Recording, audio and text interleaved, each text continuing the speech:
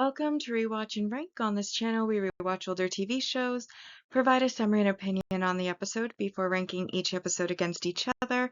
And today's episode is One Piece Arabasta Saga, Whiskey Peak Arc, Episode 67, Deliver Princess Vivi, Luffy Pirates Depart. Episode in a nutshell is a brief reminder of what happened in the episode. So, in this episode, it starts with Vivi having been saved, thanks them for saving her, but ultimately rejects Nami's offer to continue to help her for a price, and she reveals more about the situation in Arabasta. She reveals that her and Igaram entered Baroque Works in order to find out who was destroying her country, because Baroque Works is actually the ones who are manipulating the civil war that is currently happening in her country. And of course, because it is a country in the midst of a civil war, she cannot afford $1 billion or Berry to pay Nami and the other Straw Hats. However, after hearing the situation, Luffy is a little bit more interested in helping out because Vivi does, against Nami's wishes, blurt out the name of the leader of the organization, being Crocodile, as Mr. Zero, who happens to be one of the 7 warlords of the sea. And this, of course, at first makes Nami panic because the Unluckies happen to overhear, but then she decides she's going to leave because they don't know her face yet. However, then the Beaver Unlucky turns around his sketch pad and shows that he's drawn very realistic versions of their faces, and so she then hurries back and is basically upset that now they've basically, okay, I'm saying basically a lot. She's upset, and so she comes back and gets angry at Vivi, but essentially they are now locked in on helping Vivi, and this is when Igaram comes over cross-dressed as Vivi and reveals his plan to act as a decoy and take the Eternal Pose back to Arabasta with some dummies to pretend to be the Straw Hats, while Vivi will actually get on the ship and take the longer route through the regular log pose to Arabasta, which is on the journey that they are currently on, so it would have been an island they'd visit anyways in the future. However, after they say goodbye to Igaram, his ship is destroyed by Miss All Sunday, spoiler, real name Nico Robin. And of course, this greatly affects Vivi. Nami comforts her, but they head to the ship. Luffy goes to get Usopp and Sanji and decides to drag them by their nose and ankle respectively to the ship.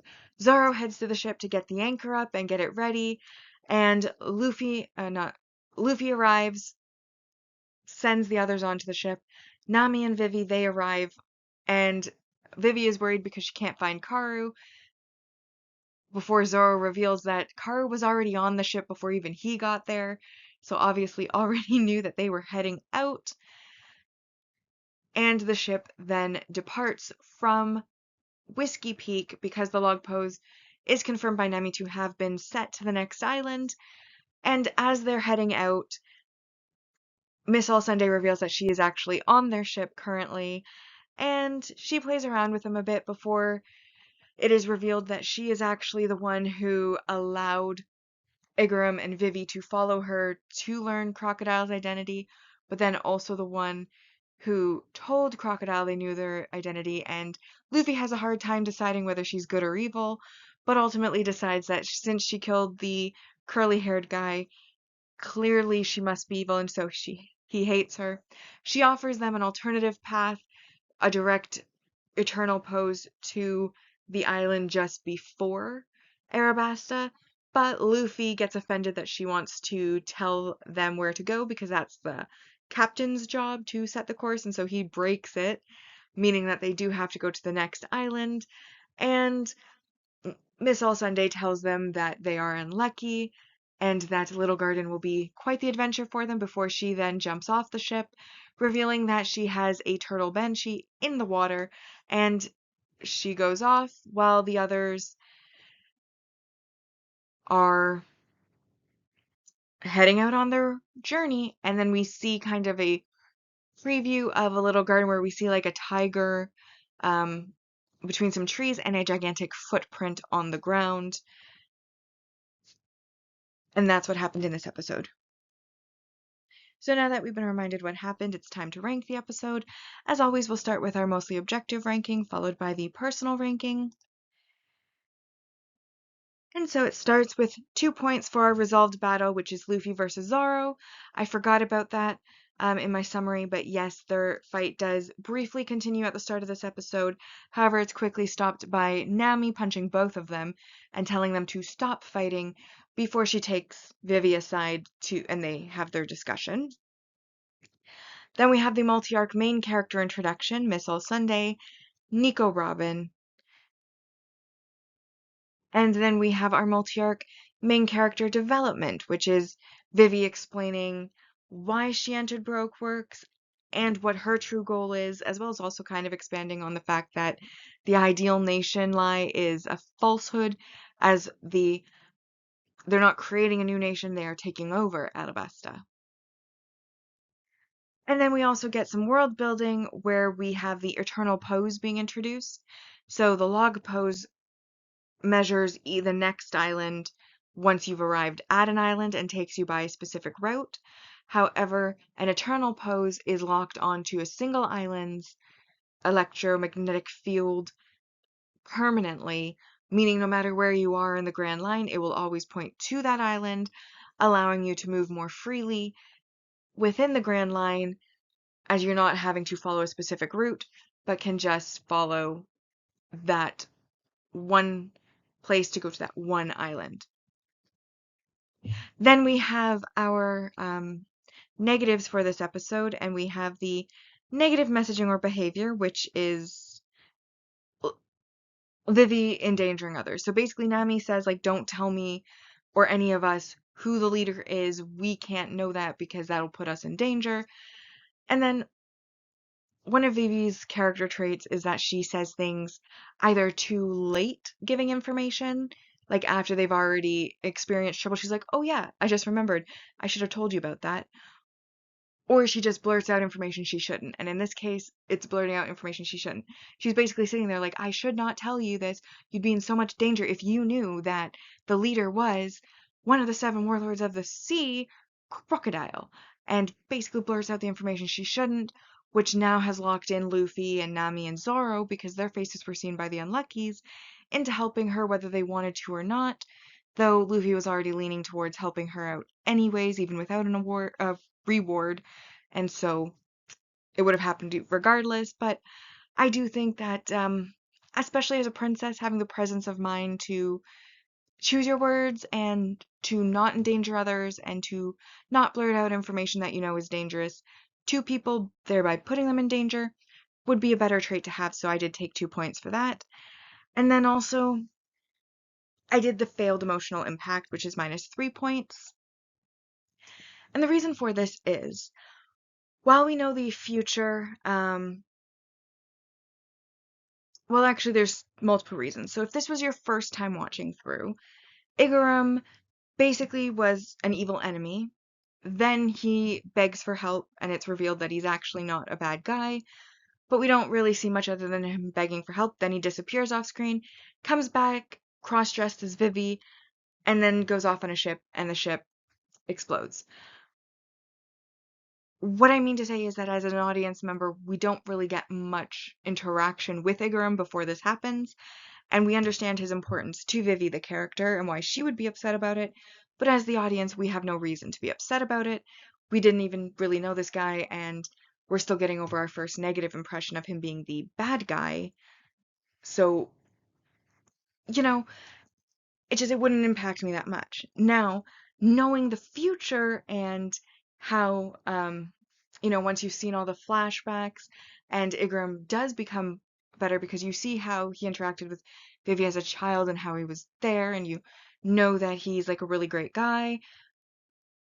The fact is, you will by then also know that he already survived, and therefore, again, the grief is mitigated by the fact that you know he lived. Spoilers. I should have said that first.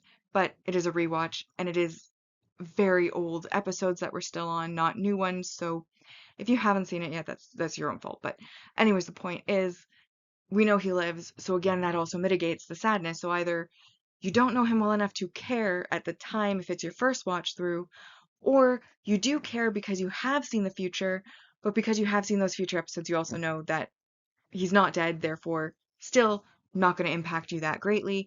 Therefore, either way, whether it's your first time watching through or a rewatch, I feel like the emotional impact fails. And I feel like a scene like that is usually put in there because they want you to be upset about the death of this character or perceived death of this character. And in that sense, like I said, for me, it failed. Therefore, -3 points brings us to a 9 out of 10. So now we have our definitive arc rankings because this was the last episode of this Whiskey Peak arc. And our final scoring is in first place, Exploding Centauryu, Zoro versus Baroque Works. Second, A Pirate Living Town, Arrival at Whiskey Peak. Third is this episode, Deliver Princess Vivi, Luffy Pirates Depart. And then in fourth place is A Serious Fight, Luffy versus Zoro, The Baffling Duel. My personal ranking for this episode is that I did enjoy it.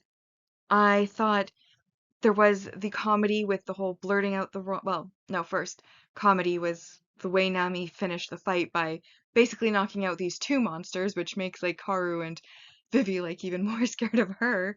And then we had, of course, the information being blurted out, which locks them in even though there is no reward.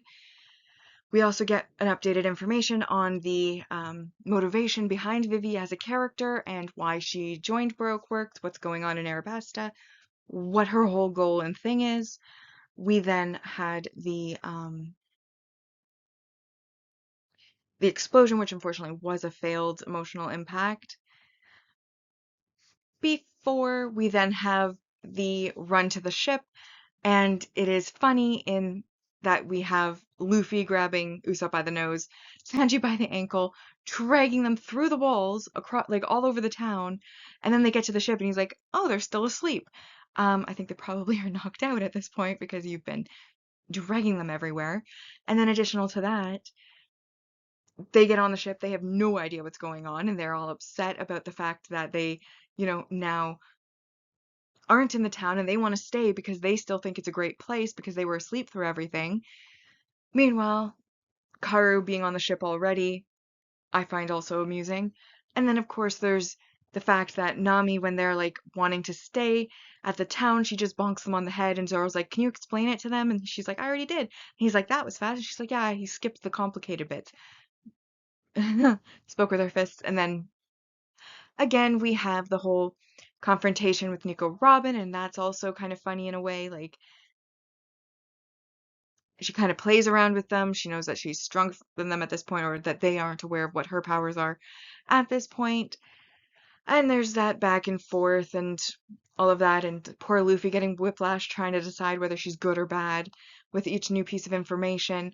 Overall, like, I found that there was a lot of comedy in the episode, as well as information, as well as action with the explosion and the rush to get off the island, etc. We also get a little teaser about Little Garden.